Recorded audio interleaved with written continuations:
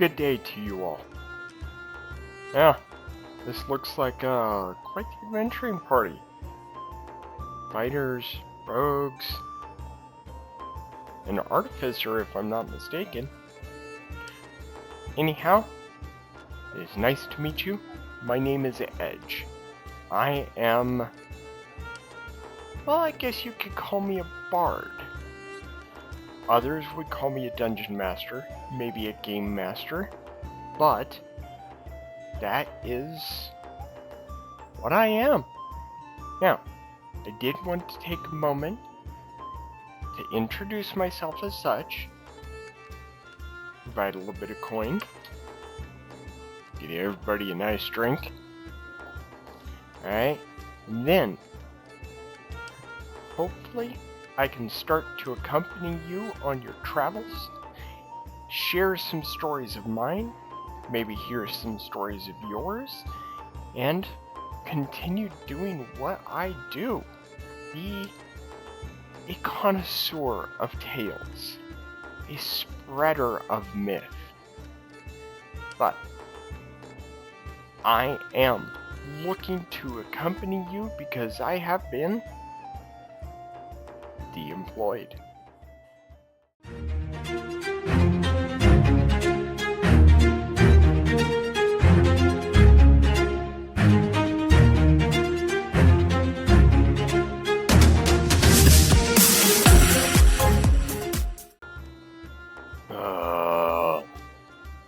Yeah, that was short.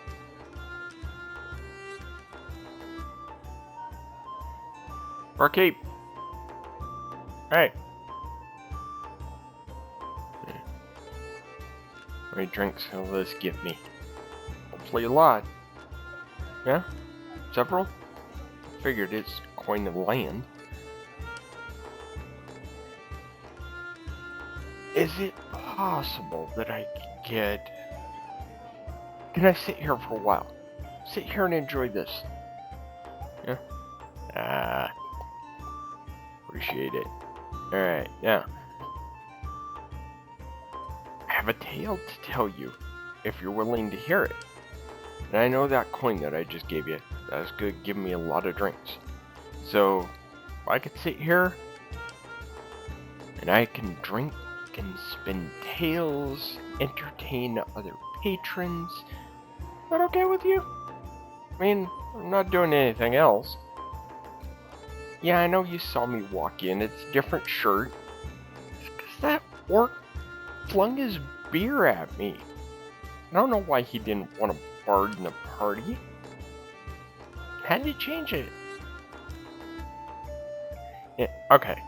I'm gonna skip my tale of woe and misery. I'll just sit here and talk.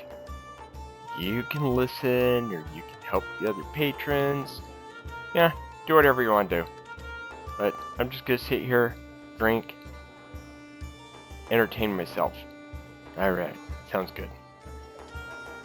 Alright, now. A tale from the beginning. And this is an old tale. So old that I don't even remember all the details. I've tracked down tale after tale after tale, and from all that I can discern, this is the beginning of a grand history of our realm. But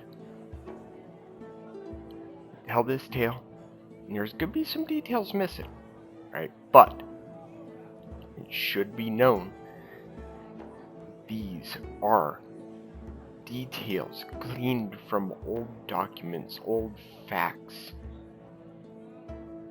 So, this begins with a small group of adventurers, as many tales like this do. It is a tale of loss. Or should I say losers? Yeah, we'll just call it a tale of losers. Because that's what they did, they lost. Now the tale started with these 4 adventurers whose names are lost to the histories. But they had gone to a fort, and they had helped the local, I guess he'd be a duke, if you wanted to call him such, trying to fight off a band of rebels. They participated in this great battle at the fort, and, well, they ended up coming out triumphant. Well, these adventurers decided to discuss this with the Duke. I think it was a Duke. We're gonna assume he was a Duke. But anyways, they decided to talk to him and find out what could have possibly caused all of these rebels to band together, other than just being miscreants, and attack the fort, thinking that they were going to take this fort from the Duke and his people. Yeah, okay.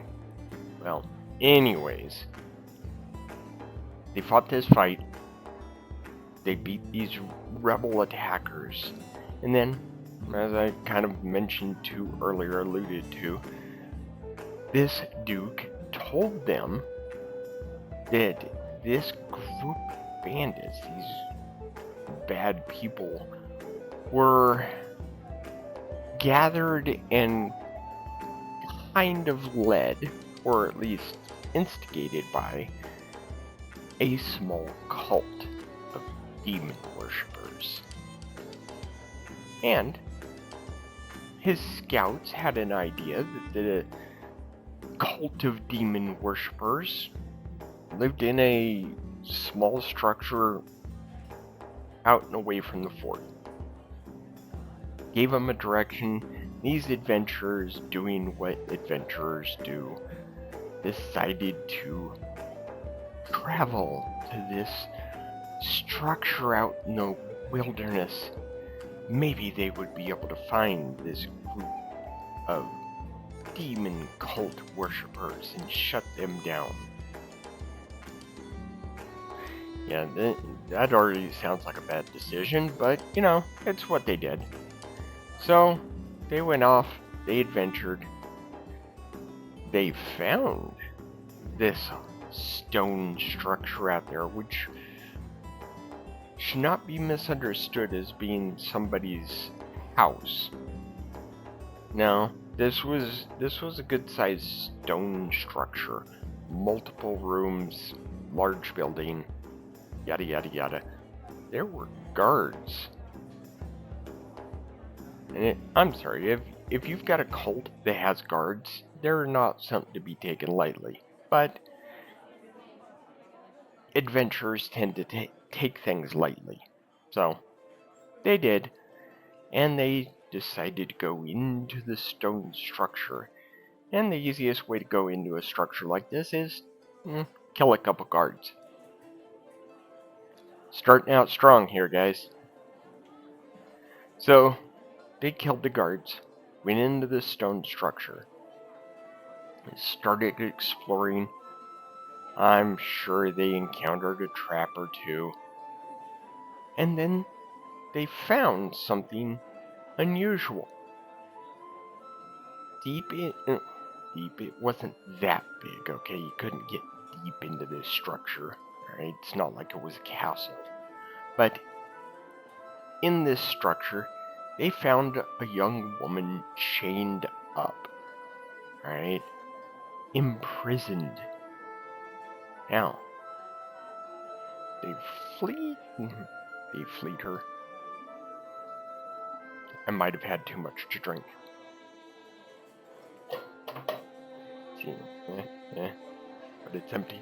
See that? Empty. I need another one. Yeah. So, they freed this woman. They asked her her name. Her name is Mal. Pretty simple. Mal. Alright. Sounds like a commoner's name. But these adventurers, had they done the right thing, would have escorted this wonderful woman who, I mean, at this point she'd been in prison. She was dirty, she was bruised, etc., etc. But They should have escorted her out of this cult's building, but they didn't. That's going to be important for later. Maybe not this story, but it's going to come up again. So, anyhow, they asked her if she wanted to accompany them while they explored this cult's building a little bit further. She said no and ran away. If I was her, I would have done the same thing. Been like, nope, peace, I'm out. So, that was that. She ran away. And so the adventurers, probably rightfully assuming that she'd be able to get out of the building without any issue. I'm hoping that one of them thought, oh, well, if she's out there in the woods and, we'll finish up what we're doing and we can pick her up on our way back to the fort.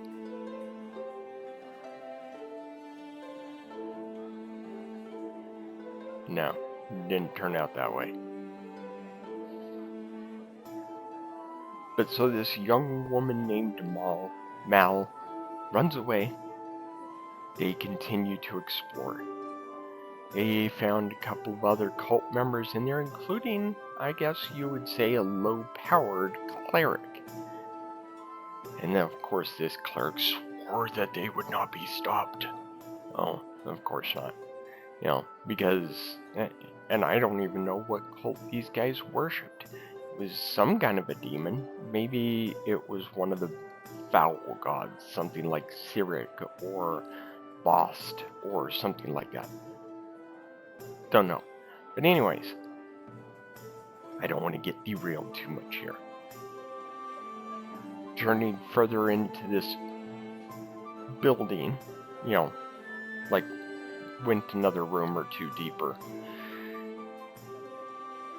And after defeating the cleric, they found a large room with an altar. And in this room, there were multiple other people chained up in this room that were all to be sacrificed. There was some kind of a ritual going on here. The adventurers tried to stop the ritual, but this ritual was more triggered by magic rather than, having the typical guy standing with the dagger and going, quick, quick.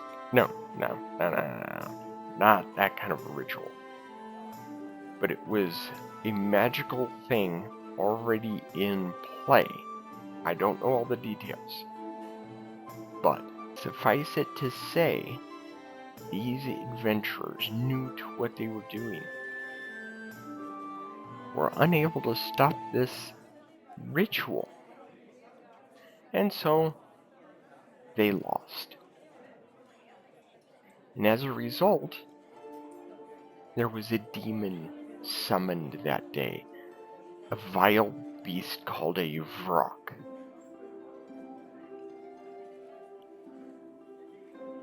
The more learned people call these tannery, but for normal people, a demon. Normal people isn't the ones that don't spend their entire day with their nose in a book. But it was a Vrock. And Vrocks are not the most intelligent of demons.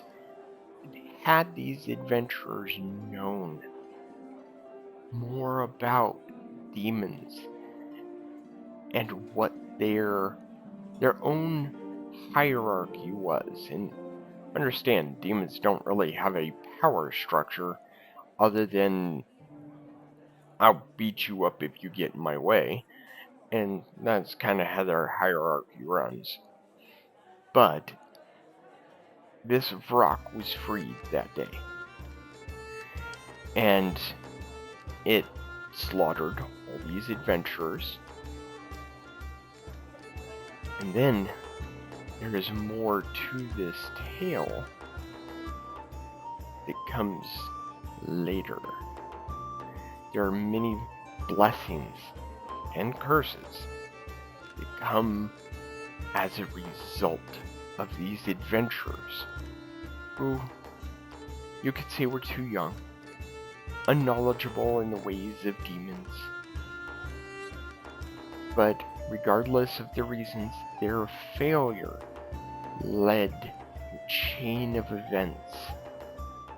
And that chain of events, I will tell you after I finish this drink. Okay, so now that you've seen kind of a brief look at what I want to do in this channel, okay, I'm gonna go a little bit more in depth as to who I am and what I'm doing here. So, as you see, name of the channel, DMployed. Okay, thought it was kind of a clever name because the entire thing that led me down this road is losing my job. Okay, I worked for the same company for a month short of 17 years.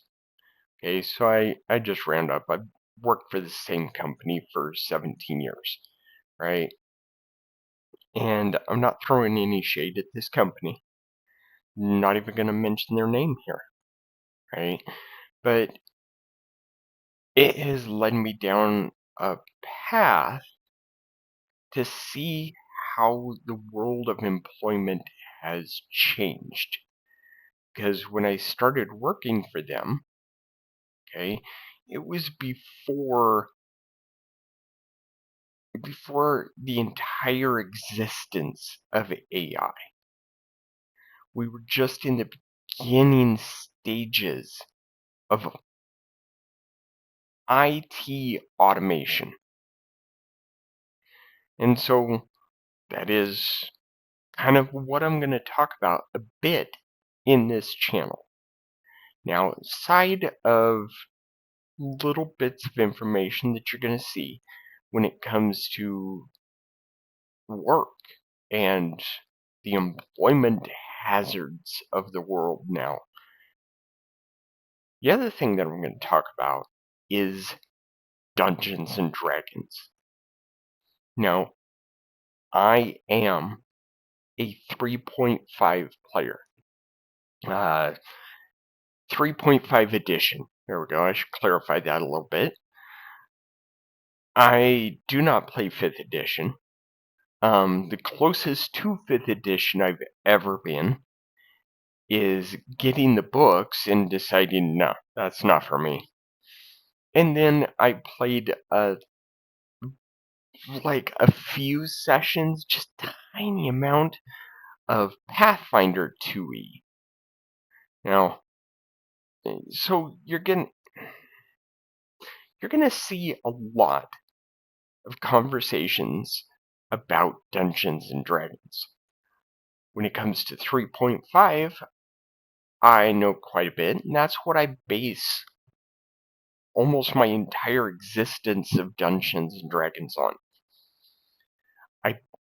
My history is I played 2nd edition quite a bit, then we moved into 3, and then spent the majority of the time in 3.5, and then dabbled in Pathfinder 2e a little tiny bit, okay? But so if you see any videos of me talking about what a class is or what this thing is, understand my entire perspective is based off of 3.5. Okay? And I know people are going to argue you should play 5, you should play this, you should play. I know. I have touched other gaming systems, and I know there is a lot out there to experience. But there's some issues here. One, I'm cheap. Mom, gonna fess up and own that right now. I'm cheap. And so that leads me to the second part. Basically, the little bit of stuff that I've bought, I've got some minis and whatnot, that I really don't buy these things generally from the store. I got a box once at a yard sale event, and this box contained a bunch of miniatures from a Lord of the Rings game. I don't even know what the game is, or what it was, but I got a lot of miniatures from there. And I've had gifts given to me for a variety of things. But yeah, I'm cheap. I'm just going to own it right now. And because I'm cheap, that's also going to be one of the things that I'm going to talk about here on the channel is doing things on the cheap. So, that said, I'm going to give you just this one little bit right here. Right, what you're seeing here is a picture that I took years ago on my cell phone that had a much worse camera than the new phone that I have now, right? But what you're looking at here is a little spot in Wyoming called Devil's Half Acre, all right? It is a horrible little place that if you were trying to navigate, all right? And I understand why they call it Devil's Half Acre. I mean, look at that. I mean, just trying to move through that would be like Lord of the Rings, right? This is not an easy thing to navigate. This is like going into Mordor right here, right? But when I look at this, and this is something that is a difference between regular folk and dungeon masters. I look at this and I think to myself, yeah, this is highly inhospitable. So, on average, you're going to find like CR6 creatures in here. Okay, you're not going to find normal CR1 creatures, CR2. You're not going to find black bears roaming around here. No, you're going to find giant spiders crawling all over this thing. And if I was better with videos, I would do a little video of a spider going